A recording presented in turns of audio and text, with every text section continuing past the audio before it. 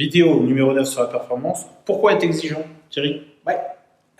Ça, c'est un terme exigeant, ou l'exigence au sens large.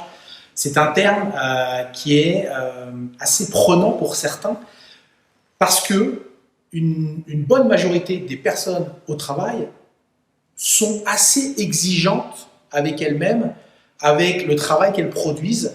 Il y en a qui sont complètement à côté de l'exigence et qui profitent du système, comme un peu partout, mais c'est comme tu le dis souvent, c'est un arbre qui tombe alors qu'en fait, il y en a des centaines à côté qui poussent. Donc sur la notion d'exigence, et pour cette vidéo-là, on va s'occuper des arbres qui poussent. Donc ceux au sein de l'organisation qui apprécient d'être exigeants pour eux-mêmes, mais aussi pour la qualité du travail qu'ils fournissent.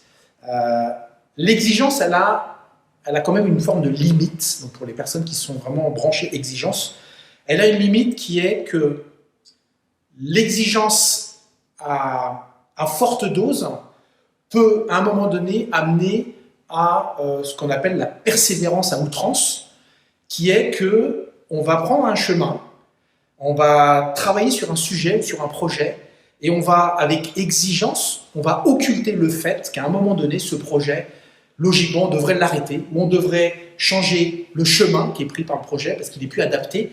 Et en fait, on est tellement dans l'exigence de la performance, quelque part, qu'on devient tellement performant à outrance qu'on prend le chemin qui va emmener le projet dans le mur. À la contre-performance. C'est ça, on arrive sur de la contre-performance. Donc, le secret, l'astuce pour éviter justement de tomber dans une exigence qui vous amène vers une performance à outrance et donc en gros vers de la non-performance, c'est d'être en mesure de vous reposer régulièrement des questions sur mon travail est-il non pas efficace, mais est-ce qu'il est efficient? C'est-à-dire est-ce que j'ai suffisamment, non, est-ce que j'utilise les moyens qu'on me donne pour atteindre les résultats que je souhaite atteindre, mais en optimisant l'ensemble. Et j'aime bien à chaque fois l'image que tu donnes on peut prendre un char pour écraser une mouche, mais c'est peut-être mieux avec une tapette, c'est efficient avec une tapette à mouche. Donc la notion d'exigence, c'est extraordinaire pour la performance. Attention à une des clés importantes à ne pas dépasser, enfin pas une clé, mais un stade à ne pas dépasser, qui est la persévérance à outrance pour emmener les projets dans le mur et être en sous-performance ou en non-performance. Bientôt.